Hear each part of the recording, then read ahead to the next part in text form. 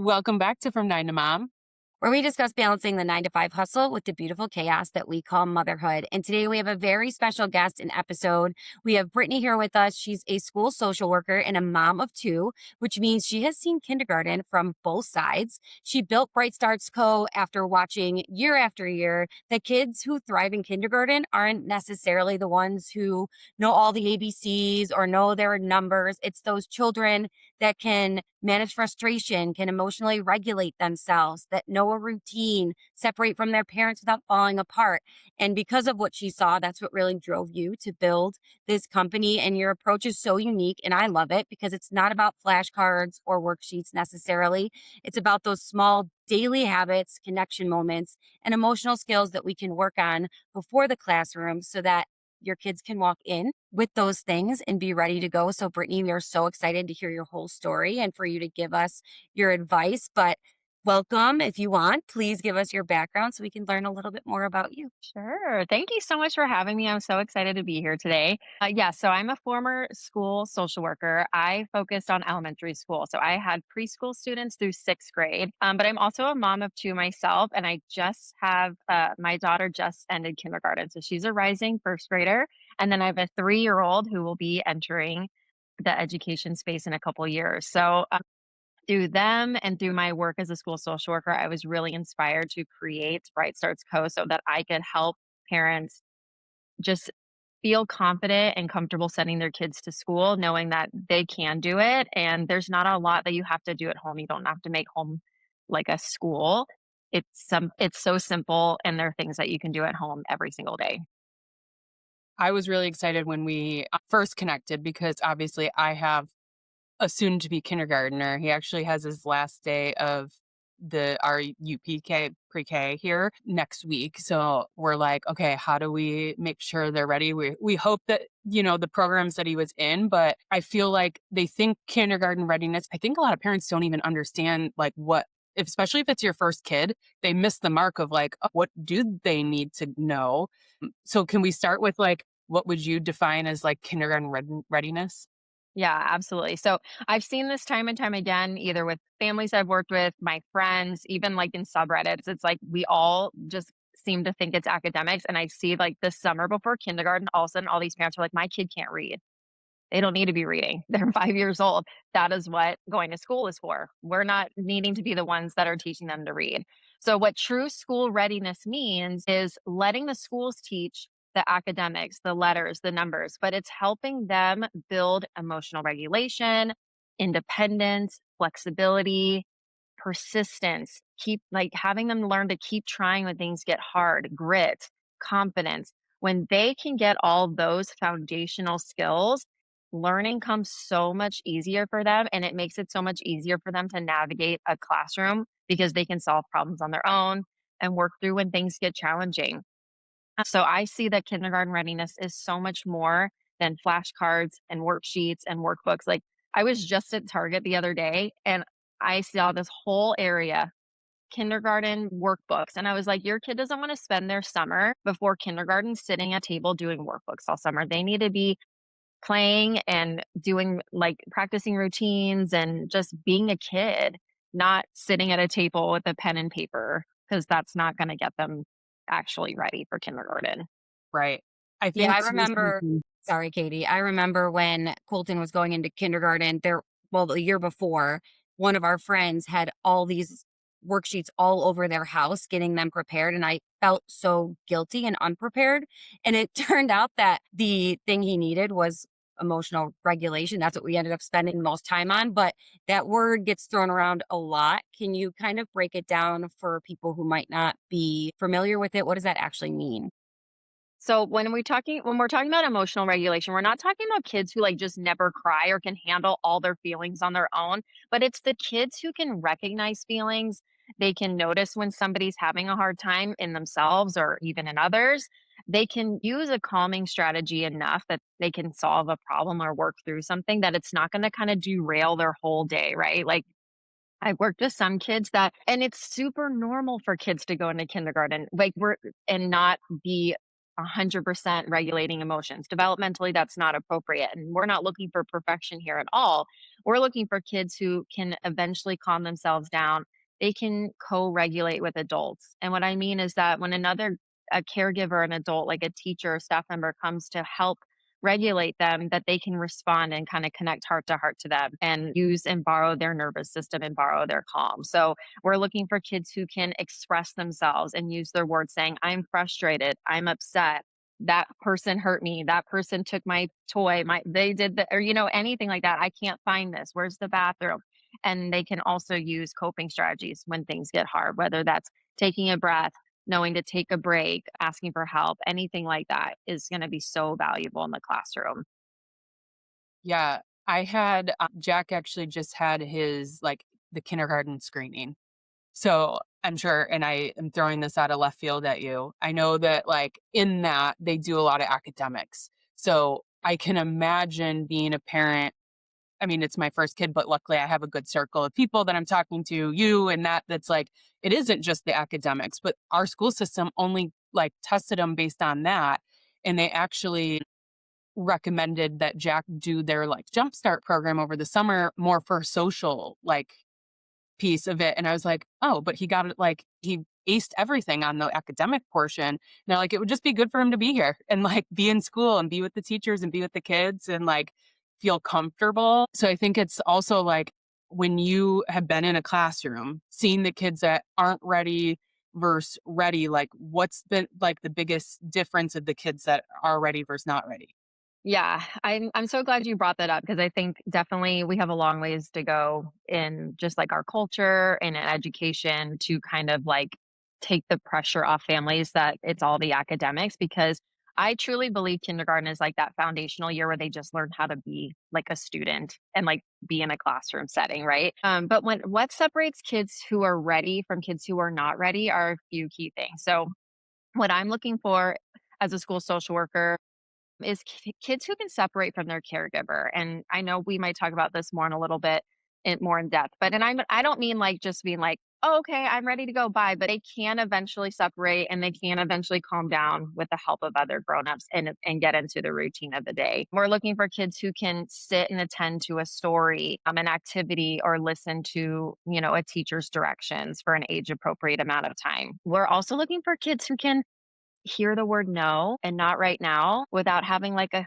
huge meltdown. Like disappointment is okay. We're going to validate a kid's feelings. We're going to be like, we get it. Like it's hard to hear no right now, but they can like hear it, feel their feeling and move on and bounce back from that instead of getting kind of stuck.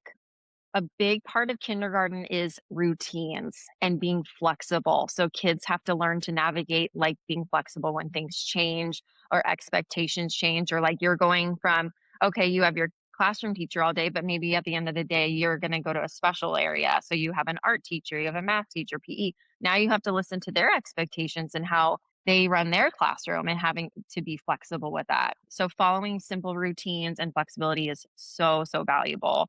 I also am looking for kids who can ask for help when they need it. And this is going to be a skill that is definitely developed and still being strengthened in kindergarten. Your kid doesn't need to come in like, okay, every time they need something, they ask for help. They're like, I'm in a whole different place with people I don't know and I don't trust. So, like, at first, kids can be like really quiet. Like, sometimes we're like, oh, that kid can talk, like after like a couple of days of them For real. warming up. But eventually, as they adapt to the classroom, they start to get comfortable, asking for help and saying, I need this or I need that is so, so valuable. And then I always try to preface and like really instill in families talking about helping your kid have like a curious mindset and being willing to learn. And I talk about this as like intrinsic motivation, but that's, like more of like my language. So just helping your kids like develop a love for learning and like wanting to be at school. Like nothing breaks my heart more than when I have an incoming kindergartner and they already are like, I hate it here. I hate school. I'm like, how do you already hate it? Like you've barely been here.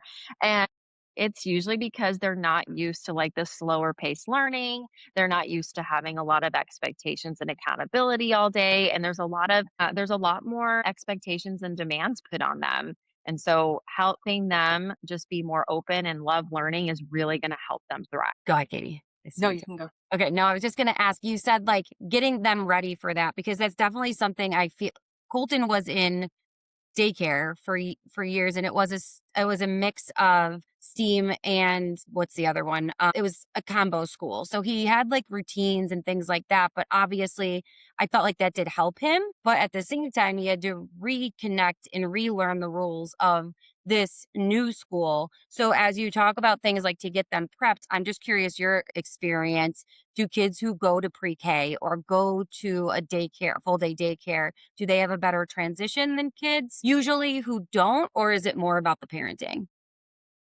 So I think it's a big misconception that if my kid went to preschool, like they'll be fine, they're automatically going to be ready. Because I have seen kids who went to childcare settings, preschool settings that still have a hard time adjusting. So, and the reason is because now they're coming into a world where there's more, there's more kids, there's more structure, there's more of a need for independence, and there are a lot higher of academic demands. And so definitely preschool is an amazing preparation, and I wish that we had, early childhood education for everybody in our country because I think it is that 0 to 5, like, that is so foundational, and that is definitely gonna help, but I wouldn't necessarily say that it guarantees an easy adjustment period, if that makes sense. It does. Yeah. I think too, like something as you go, and I mean, it's so shocking sometimes when it's your first kid, you go into these settings. So we had an in-home daycare situation. So it wasn't like a full daycare where he had consistent routines. He was in a home, very comfortable, like small group amount of kids. And then when he went to preschool, I think it was a little bit of a shock to him where he was used to like the authority figure, like he could easily understand who was in charge. But like having to, like, put his own coat on.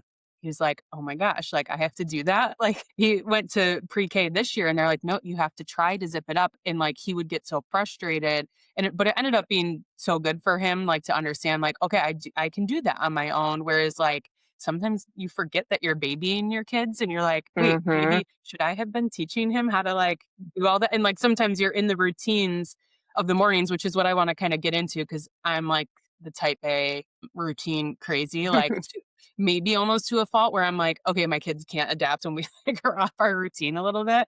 But I know, I can like, a relate lot to of that. your right, a lot of your program relies on that routine, so can you kinda take Mhm. us through some of the recommendations you have about the good routines? Yeah. So I think that routines are so valuable because predictability equals safety. And when I'm talking about routines, I don't mean like these rigid, like, okay, from 8 to 9, we're getting ready. And then from 9 to 9:15, we're having our snack. Like I try to more use the word like rhythms, like daily rhythms that help kids have predictability. Because when we have predictability, we have safety. And when when brains feel safe, brains can learn. And so that's where that's coming from for me. But when we do get too rigid, and I've been like that, where I'm feeling stressed because the routine's off. Well, then my kid's feeling stressed. It's probably not because the routine is off. It's probably because I'm freaking out that the routine is off Mhm. because I they're relate. feeling our feelings. So yeah, I think that routines are so important. But being careful that you don't let them like dictate your whole day or your whole life because they also have to learn flexibility too. So when our routine changes, I try to prep my kids if I know about it ahead of time. If it is last minute, I try to model for them like how we're going to handle this setback. Like, oh, that's so disappointing. We were going to go have that play date and it didn't happen. Man, that's not a good feeling. And just being like, or oops, we messed up. We forgot about that appointment. Okay, what are we gonna do? So like just showing them how you handle setbacks and bounce back from that stuff. And you have a whole toolkit kind of around, like, school mornings and Mhm. that critical window. So what should we be doing, like, before we send them off to school so I'm ready when kindergarten comes here? Yeah. So I was really inspired to make this toolkit kind of like two pillars. So one is I see, and I spent a lot of time as part my primary job as the school social worker kind of hanging out in the office and waiting for those kiddos who had a hard time separating because they do have a hard time. Not all of them, but some of them. So my job was to be there to peel them off of mom and to let mom know they're safe, they're okay. So I was trying to reflect like what can families be doing before they get to the school doors to help set their kiddo up for a good day. But then the other part that I was really inspired by was I was meeting with a lot of kids who had a rough morning at home, and it was just like the emotional tone set for their day was like already shot. Like they were they were crying and like my mom yelled at me in the car because I forgot my backpack and now they're so dysregulated like they can't access learning when they're coming in like already heightened like that. So that's where this toolkit came from. So the goal of it is to help set that emotional tone for the day. And again, I'm never preaching perfection here, but anything we can do to try to get like a calm start is going to help that brain be ready for learning. And it's just a good reminder that our kids borrow our nervous system. So if we're running around and we can't find anything and we forgot that it's a spirit day and they also need lunch packed, like this, I will be like so for real. This happened to me this morning. My daughter and I were trying to get out the door. Or not pickles and popsicle. It's popsicles and pizza. I always get all the peas mixed up.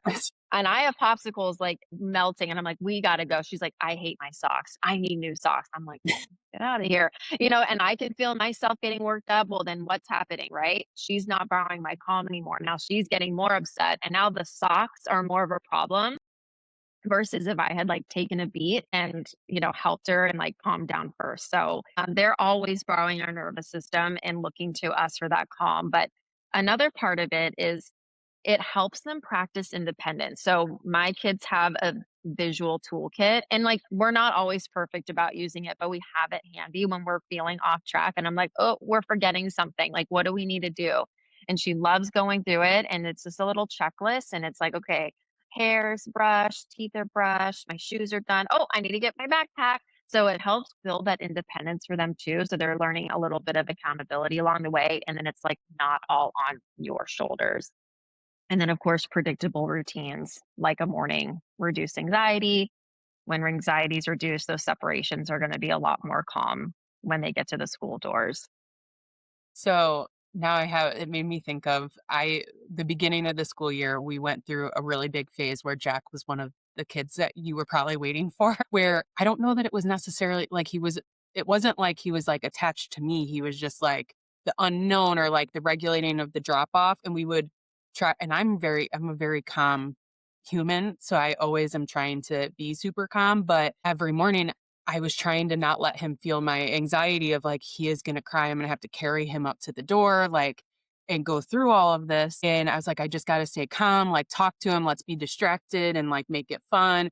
But what would you tell? I know you deal a lot with the kids, but what would you tell the mom in that Mhm. situation who's dropping her kid off and is like trying to hold it together and not cry herself or dad at this point? Like, to because a lot of the time I was like, I'm holding it together as best I can and I'm turning around and crying and running to the car. Yes, I helped a lot of moms and dads who went through that, and my mama heart just hurt for them because it's so much. You don't want to see your kid distressed. So what I would always emphasize with them is that these kinds of separations are normal and usually temporary. It's not usually something. It's very, very rarely did I see like a neurotypical kiddo have like these separation issues like all school year long. Usually we can get it under control. And I always remind them that they're not manipulating you. They're not trying to like, they are trying to get you to stay, but like they're not trying to like ruin your day. You know what I mean? Like they're just truly like they're just having a hard time, right? Like at the end of the day, they're just having a hard time. But what I do and what helps with my daughter is like having a special like separation goodbye, like quick connection moment. So it's like we would do like high fives, knuckles, and then she had me do like something else. Like we would, but some little handshake. Sometimes families have like a special phrase. And I always tell parents to remind them like grown-ups come back, right? So that predictability. And once they've seen that we do this over and over again, they kind of can, use that as like that safety net. So I always remind the kids like grown-ups come back, mommy always comes back. But yeah, those confident like little routines can and rituals can really help like that like connection heart to heart. Like, okay, we've got our little routine. They probably will still cry though. Like they do. Like they're really good at it. They But what are. I also remind them is like not even 5 minutes once I get to them in the classroom, they see their friends and they see what's going on and they see their desk and they're like, okay, I'm gonna slide right in, and they get into the routine and they move on. Like I said, it's very rare that I've ever had a kiddo's distress continue and prolong. And I always tell the parents, like, if you do not hear from me, we're good. Like, they're gonna be fine. And sometimes they'll call me back, like, did Johnny make it to class okay? And I was like, yep, he was fine after just a few minutes, you know? So Yeah. another thing that I really recommend is don't linger. And this is really hard. Nope. And like, as a parent, like, to watch your kiddo be so upset and you're like, I want to make them feel better. I want to make these feelings go away. That's a natural instinct. But the more that our parents will linger, the more we prolong the anxiety and the separation. And it makes it so much harder, to the point where I'm like literally peeling them off. And I'll tell families, just go, like, I've got them. And so part of my job as a social worker was building trust with the families. Like, listen, I got you. I got you. I got your kid. Like, we'll be okay. But the more that families would linger and try to calm them down or bargain with them, like, if you get in there, I'll take you for ice cream after. I'm like, they Yeah. don't care about that. That's not gonna work. That often just like makes things way more intense. So that would be another like really, really big tip, is like trusting the staff, trusting the teachers. If you don't have a teacher around or somebody to help, like, go into the office and say, I need help. Sometimes it might be somebody in my position. It could be an administrator. Sometimes even the kids, they didn't know me. And so they couldn't borrow my calm and they weren't going to respond to me. And I would just trade places with the kindergarten teachers, and they'd see their teacher and they'd be like, oh, I'm here. Okay, I'm ready to go. So we will work with, those kiddos to get them in the door. And like I said, after a few minutes, they're good. That I was think too, definitely like you said that with Colton, I remember one of his favorite people in the school is the school social worker, because they're like the knowing who that person is and being able to understand their role is so, I think, so important. And when I did kindergarten readiness, Katie, they let us meet. That was the last person you met with to talk to and see what was going on. And I remember at Colton School, she did such a great job giving me advice on what to do before, because that was obviously a couple months before we were going to go into kindergarten. And she gave me similar pieces of advice around have a routine in the morning. And not that I'm not a routine person, I'm more spontaneous, but I love how you put it as a rhythm. Start practicing that rhythm early so that if there's any like kinks in the plan, even for me, Colton hated brushing his teeth, but if once I brought the toothbrushes downstairs, he could do it himself and it wasn't a big deal. It was so annoying to me to have toothbrushes in my kitchen, but it was like something silly that made him feel less stressed in the morning. And I took that advice and started working with it. And I remember walking in on the first day of school because we were allowed to walk him in, and we did the whole kissing handbook. Katie, I don't know if you have that book. It's about like you kiss, So cute. it's just Mhm. such a cute book. You kiss their hand, they kiss your hand, you put a little heart, right? Is that how it goes? You put a little heart, Yeah, they then like, you or like hold you could hands like draw a little heart. Yeah. so you could see it to remind them, like, if you get nervous, just like look at my kiss or whatever, or squeeze my kiss or whatever. And I remember he walked in and I was so nervous. Walked in and he was like, hi, mom, love you. And I remember being like, what? Are you That's serious? it. You're not going to cry or be upset or anything? But then I had to remember, like, that's what I wanted to happen. But I think there's like some true truth to like that bonding moment and that preparation piece, because that Yeah, made it easier for me to I say think goodbye. too, love we that. got when we did our like pre-K, that his teacher actually like it's part of her handbook of like I have to bring him physically up to the door every day. It's not like a drop off line. So I think that makes it a little harder, honestly. Like there's not like the quickness of it. It's like, oh, we go stand in line and I have to sign him in and all that angst, like waiting for his turn. And the best thing she said was like, I know it's really hard, but like you hand your hand to me and you gotta turn and walk away, don't look back, Katie, it's and because you're just Yeah. always on time. You're the earliest one. If you're just like me and you're the last one there, no, you this don't have is to the wait in line. craziest part is I'm not, and recently we talk about, like, routines, and I've created a monster already, like, he knows, like, what time like, I have an alarm that goes off when we get ready to, like, go out of the house, and then we get there, and he now can, like, read the clock on my car, and he, like, is like, "I wanna go stand in line at this time." And so he's been super focused this week on being first in line, and these parents are getting there so early. I'm like, "What are we doing?" I This morning, we were there almost 10 whole minutes early, and we were 3rd in line. And this poor kid wants to just and I'm like, "Are you guys having a competition and you're all talking about this and now we're all just all the parents are Trying trying to to It's get get like a there in on this?" first. preschool doorbuster that you're waiting for. I'm like, "Oh my gosh." And it is funny because it's like at the beginning of the school year, like I was like trying anything to get him up there without crying and that and like so we've made so much progress of like that whole thing, but like and maybe we can speak to this too, is like he's gonna take the bus next year. So like that is gonna be a whole nother angle, I feel like, because it's the bus driver, really. On the Mhm. bus, there's no like, his teacher's not on the bus waiting for him. So it's Yeah. like finding like his comfort people. Any advice on the bus, I guess? I would definitely maybe make like a social story about the bus, about like what Mm, it's like to ride the bus, maybe show some YouTube videos about being on the bus.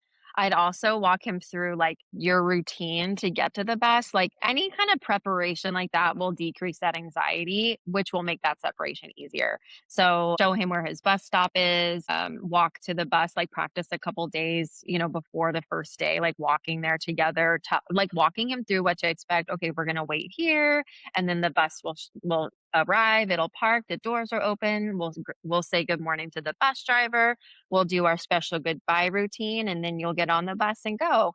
And that might be tricky. It's going to depend on like how he responds. It could be hard at first or he could like totally be be fine. fine. Like you have no idea. Like I feel like a lot of times with my own kids, I'm like, "Oh, man, they're really gonna struggle with this," and then, like, they're totally fine, and I'm like, "Okay," You're on the worried. side, what do You're I gonna be know as crying, their Katie, mom? not him. Watch. It will, it's going to happen, but Yeah. it's just like, oh my, and then they have one reaction, and you're so right about that. So, like, he was like that at the beginning of this year. We've gone through a couple bumps. Like, if I've traveled for work and not been around, like, he'll do a little bit of regression on it and that.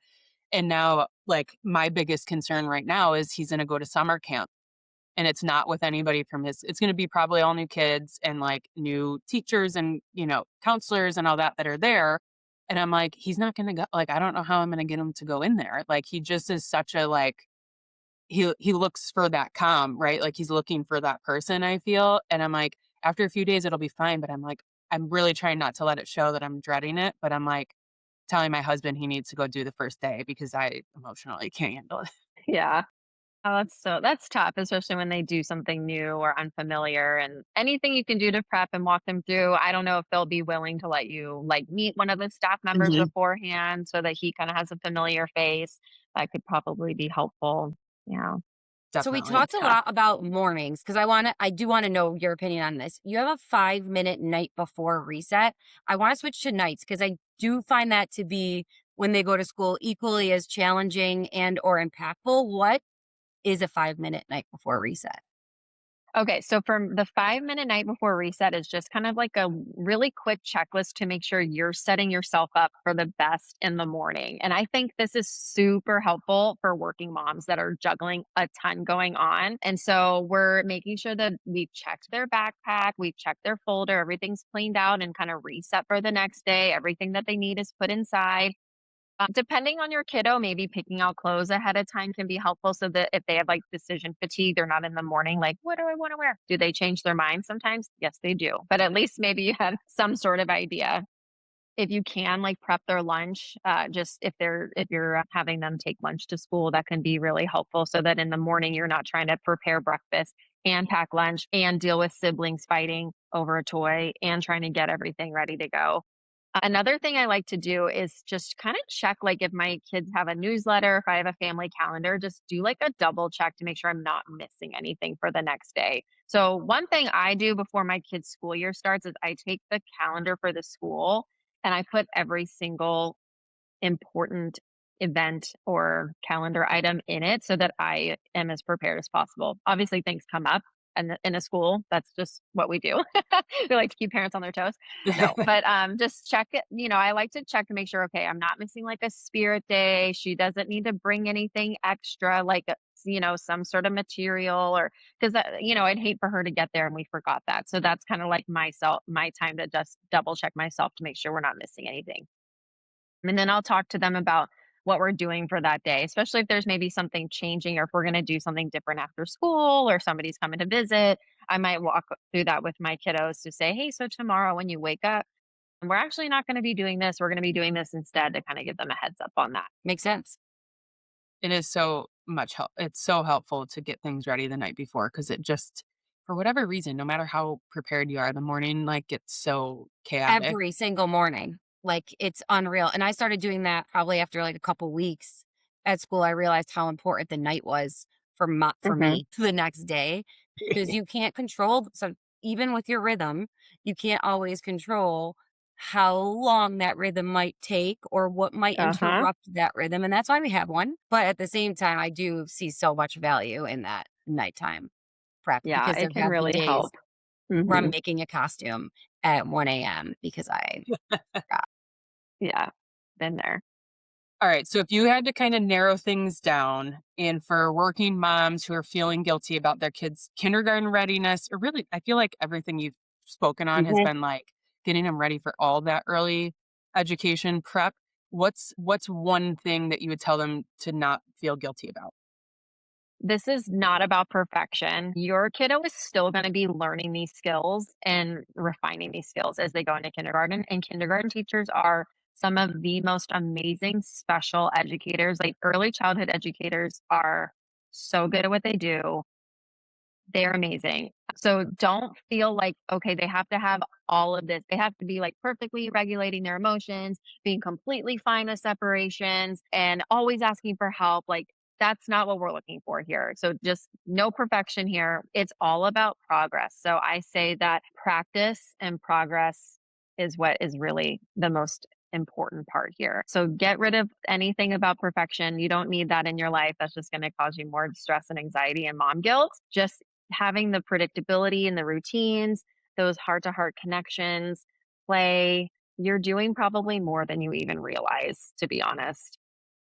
It is hard though. You got a bunch of like millennial perfectionist moms out there that are just so used to being the overachiever. And when things don't go like as planned, it's so difficult on your mental health. But you just have to keep reminding yourself of what you just said because it's not always easy when things I don't go. also want to add that there's no race, there's no like my kid needs to be the best or the best reader. I think we get caught up in that a lot, but also like every kid's readiness is going to look different, especially if your kid has like developmental delays or neurodivergence going on. So I don't want moms who have a kiddo who has different needs to feel like they have to compare their child to a child that doesn't have them, because readiness is so individual and it's about what your child needs in order to be ready. All right. So you need to tell us about Ready, Set, Learn and what parents will walk away from that program that you have. Yeah. So Ready, Set, Learn is my self paced course that I put together. It is just packed full of everything that I have seen over my last, decade in school social work that I think parents can use to prepare their child for school. So it's for any parent of a preschooler or rising kindergartner. I kind of base it like if at the ages of 3 to 6.